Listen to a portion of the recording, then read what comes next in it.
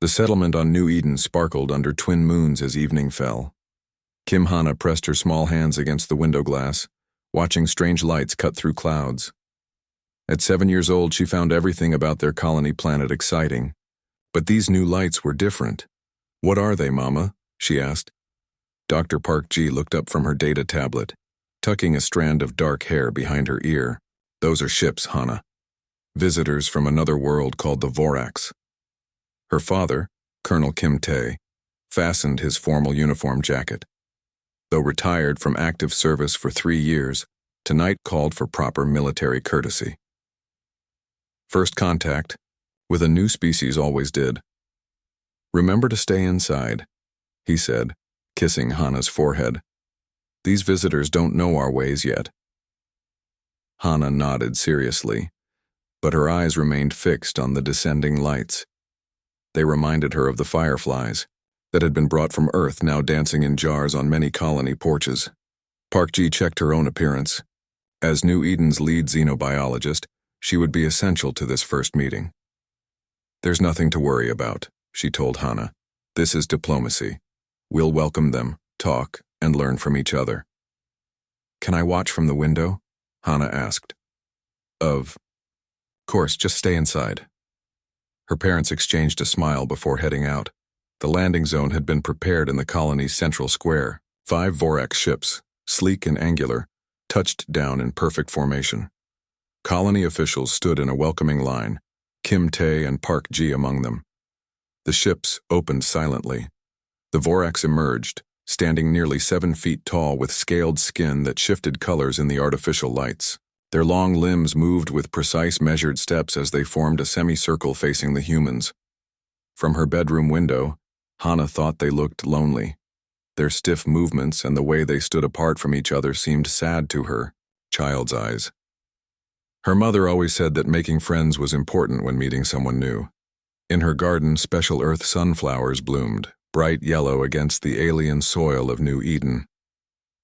Hana carefully picked the biggest one, a peace offering, like in the stories her father read to her. The meeting in the square seemed tense. Hana could see her parents standing straight and serious. The translator devices carried voices across the square, the words too complex for her to follow completely. "We claim this sector," she heard one Vorax say, its voice mechanical through the translator. "Your presence is unexpected, but will be tolerated if you accept our authority." The colony governor stepped forward. "New Eden is a recognized human settlement. We welcome peaceful exchange, but—" "Your recognition means nothing," interrupted the Vorax commander, its scales flashing red. "This region belongs to the Vorax Dominion." Hana slipped out her back door. If everyone was being unfriendly, maybe her flower would help. She'd learned in school that gifts could bridge differences. She approached from behind the human delegation, Sunflower held before her like a beacon. Kim Tae noticed movement from the corner of his eye. His body tensed as he recognized his daughter. "Hana." "No," he shouted, breaking protocol. The Vorax commander turned sharply toward the unexpected movement. Its compound eyes registered the small figure approaching with an object in hand. Without hesitation, it raised a small device. Park Ji lunged forward. "She's just a child." A beam of blue energy flashed across the square. The sunflower fell first, its petals scattering. Hana second, her small body crumpling without a sound. For 3 heartbeats, no one moved. Then Kim Tae and Park Ji rushed to their daughter. But the colony doctor, who reached her first, looked up with empty eyes. There was nothing to be done. "Threat neutralized," the Vorax commander stated flatly.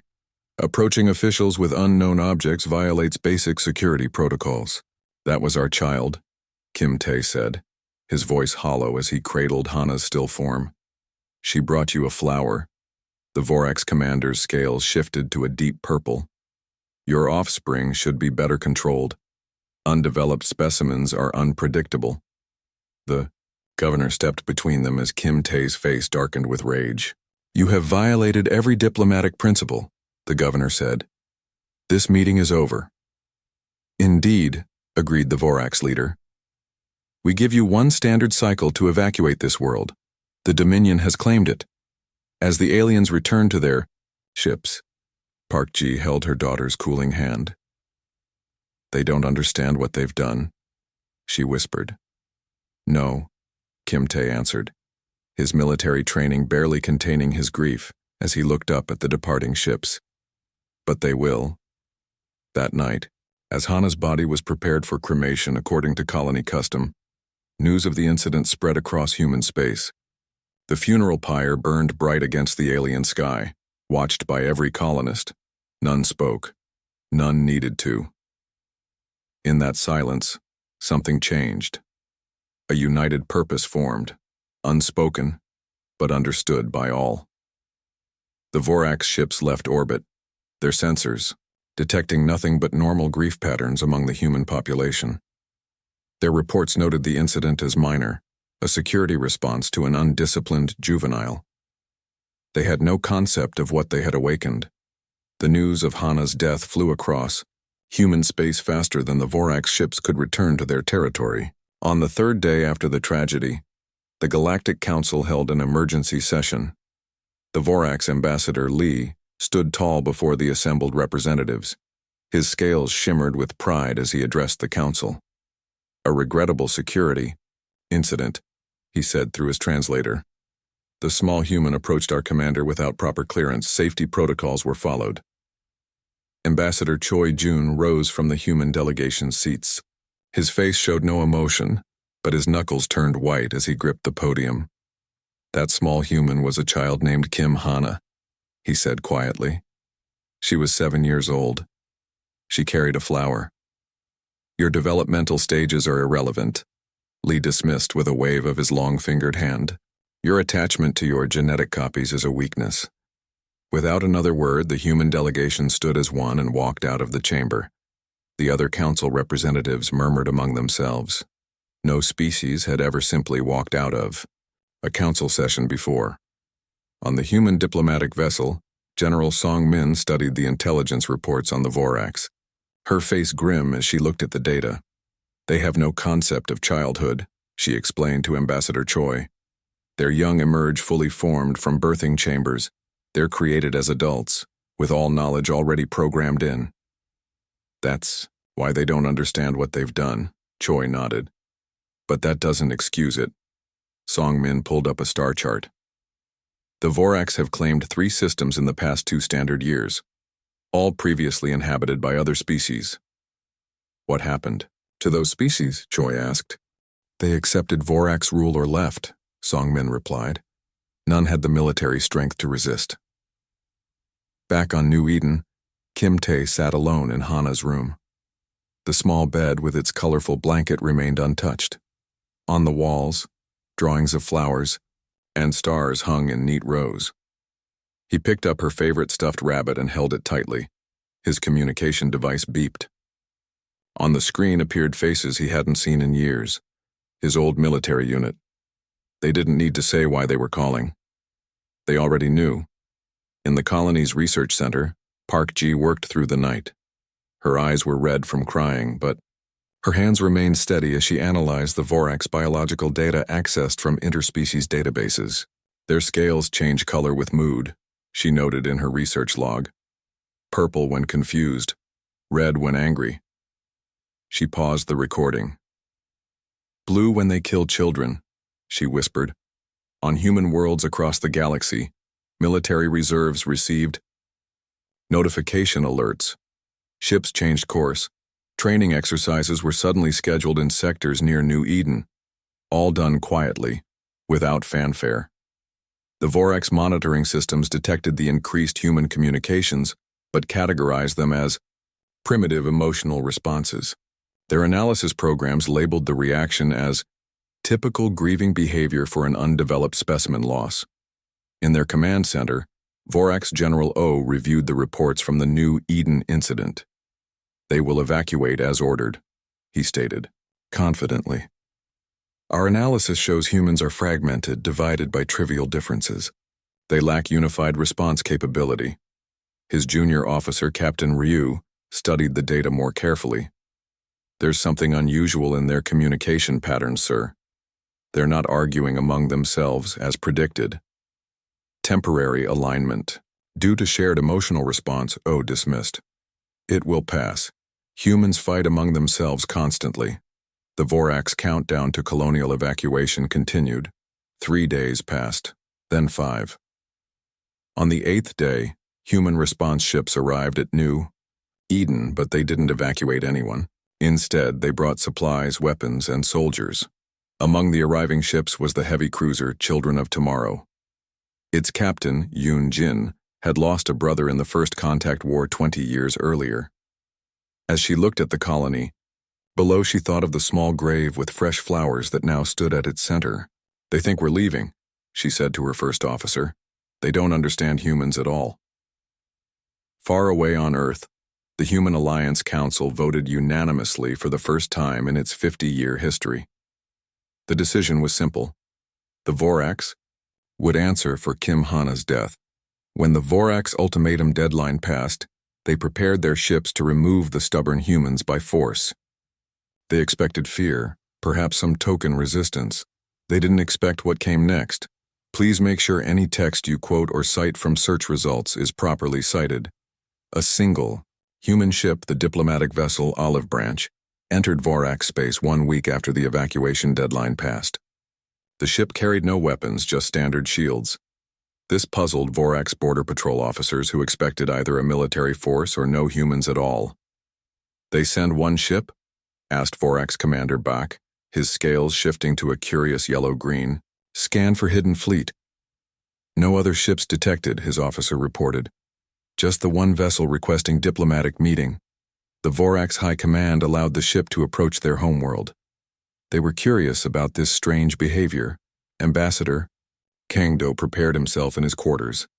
At 63, he had spent his life in diplomatic service. He had negotiated trade deals, ended small conflicts, and helped bring 3 new species into the Galactic Alliance. But today's mission was different. He carried a small wooden case, hand-carved from a tree that once grew near his childhood, home on Earth. The Vorax reception hall towered above human scale, its ceiling lost in shadow. 5 Vorax leaders sat on raised platforms looking down at the lone human. "You have violated our evacuation order," stated High Commander O. "Your colony still stands. Explain this defiance."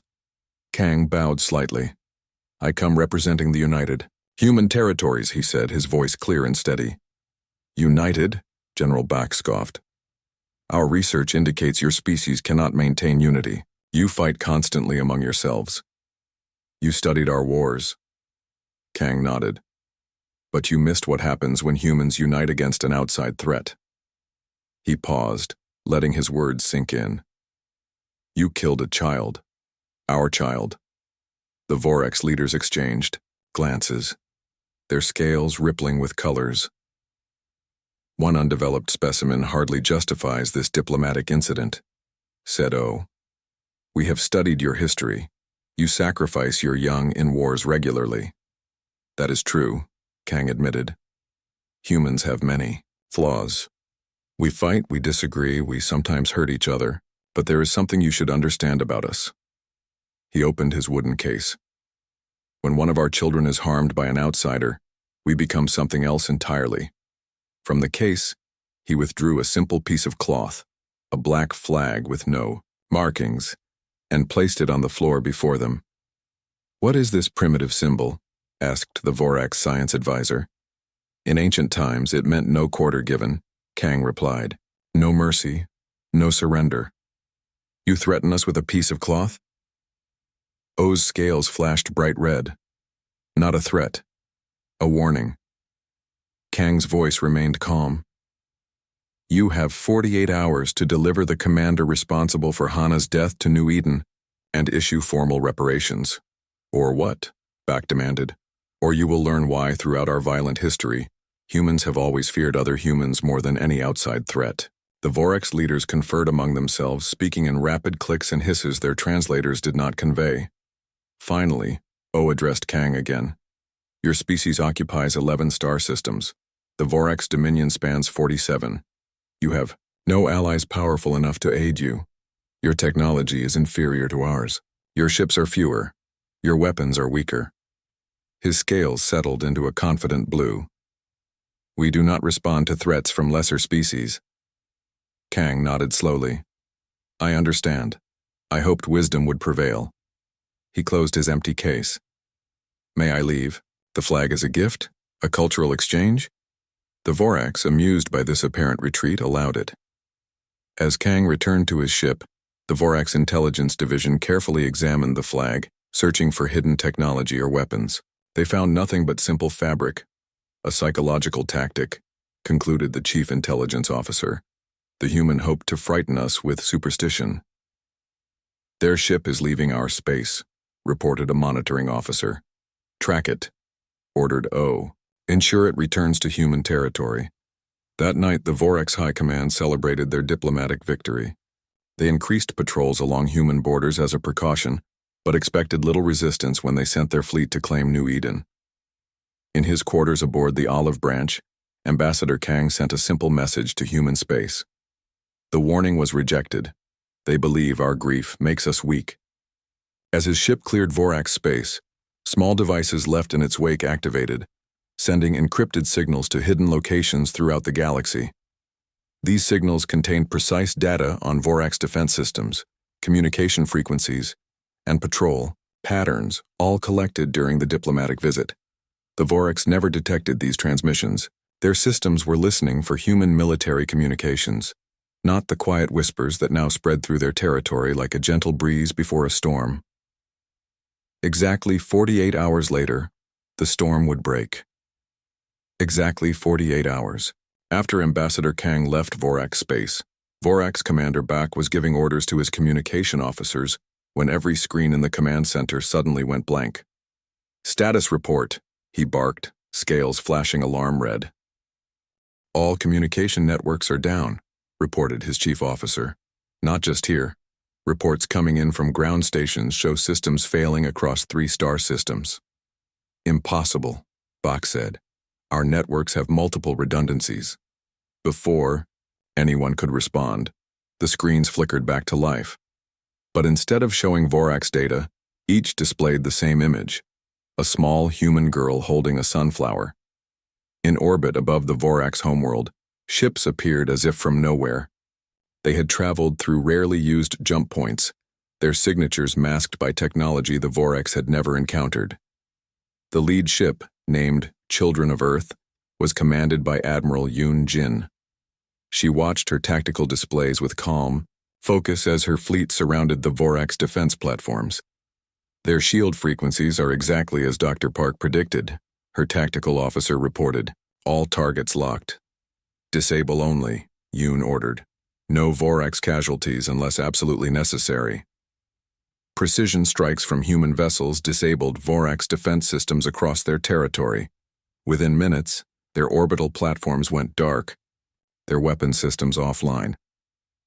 On the Vorax homeworld, confusion turned to panic as reports flooded in. Their military had never prepared for this scenario. They had known humans were expanding their territory, but their intelligence had classified human military capability as moderate at best. What they didn't know was that humanity had maintained a shadow fleet since their first contact with alien life. A fleet designed for one purpose: to ensure that no external threat could ever endanger human existence. It had never been needed before today. In the Vorax High Command Center, Commander O watched with growing horror as human ships systematically disabled every military asset in their core systems. How did they penetrate our defenses so quickly? He demanded. His intelligence chief had no answer. Incoming transmission from the human fleet, an officer reported. Admiral Yoon's face appeared. On their main screen, this is Admiral Yoon Jin of the Human Alliance. Your military capabilities have been neutralized. No Vorax have been killed. We do not wish to cause casualties. What do you want? O asked, his proud posture now stiff with tension. Justice. For Kim Hana. Yoon replied simply. The commander responsible for her death will face human justice, and the Vorax will acknowledge that killing children, of any species, is unacceptable. You disabled our entire defense network for one undeveloped specimen. O asked in disbelief. Admiral Yoon's expression didn't change. You still don't understand. Every human was once a child. Every child represents our future. You killed one of our children and showed no remorse. That cannot stand. While this conversation occurred, a small human strike team led by Colonel Kim Tae boarded the Vorax command vessel that had visited New Eden. They moved with precision born from decades of training and grief-fueled determination. Kim Tae had memorized the face of the Vorax commander who had killed his daughter. He found him trying to escape in a small vessel. "Commander Nam," Kim said calmly, raising his weapon. "You are under arrest for the murder of Kim Hana." The Vorax tried to reach for his weapon but froze when he saw the cold determination in the human's eyes. "She was just a child," Kim said. "Your offspring approached without—" Nam began. "She was 7 years old," Kim interrupted. "She brought you a flower as a welcome gift, and you killed her without hesitation." For the first time, Nam seemed uncertain. "Why does the age matter so much to your kind?" Kim lowered his weapon slightly. "Because every child is precious. Because they have their whole lives ahead of them. Because they represent hope." His voice caught. "Because she was my daughter." Nam's scales shifted to an uncertain purple as human security officers placed restraints on him. Meanwhile, the Galactic Council received detailed evidence of the Vorax's similar treatment of other species. Records showed they had displaced 3 other civilizations in recent years, treating any resistance as justification for harsh measures. The Council voted for non-interference in what they classified as a justified response to unprovoked aggression against a protected class. Within hours, human forces had secured all major Vorax military installations. Not a single Vorax life had been lost, a fact that confused the Vorax more than anything else. They had expected extermination. Instead, they faced something they understood even less: mercy with justice. 1 year after the human takeover of Vorax space, Commander Nam stood in the center of a human classroom on New Eden. 20 human children between ages 6 and 8 sat in colorful chairs watching him with curious eyes. His scales rippled with nervous purple as the small humans stared at him. "Today," said Teacher Bei's son, a gentle woman with gray-streaked hair, "Commander Nam will learn why we value our children." This was part of Nam's sentence. Not death or imprisonment as he had expected, but education.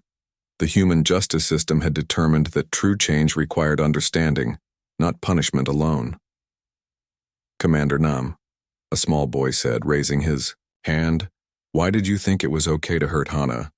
Nam's translator struggled to find the right words. "My people, we are not born small. We emerge fully grown from birthing chambers with all knowledge already given to us. I did not understand what a child was." "But you do now?" asked a girl with pigtails. "I am learning," Nam replied honestly.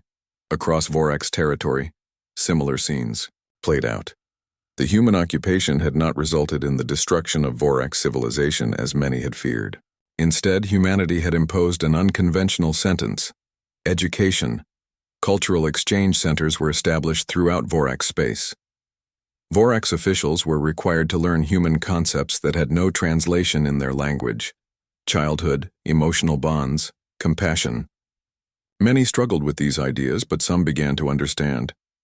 The Vorax High Command, including General O, had been required to visit Earth and other human colonies.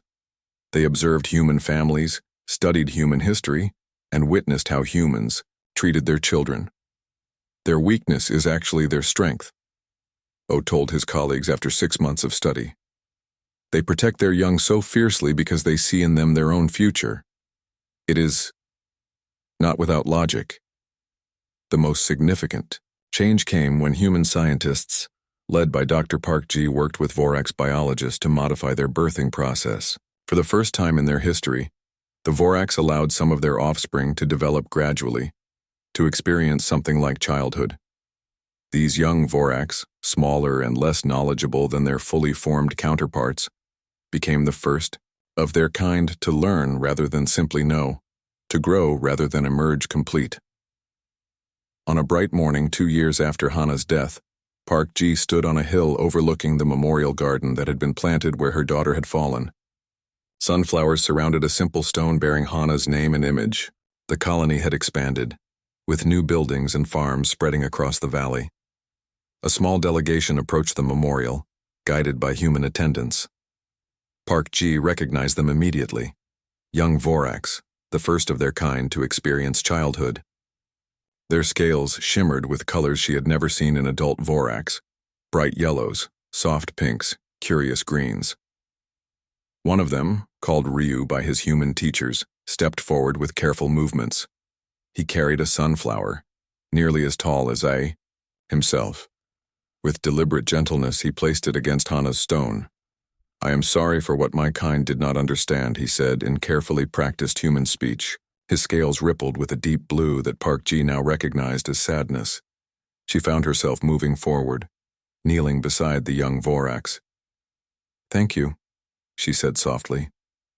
"Will you tell me about her?" Ryu asked. "About Hana?"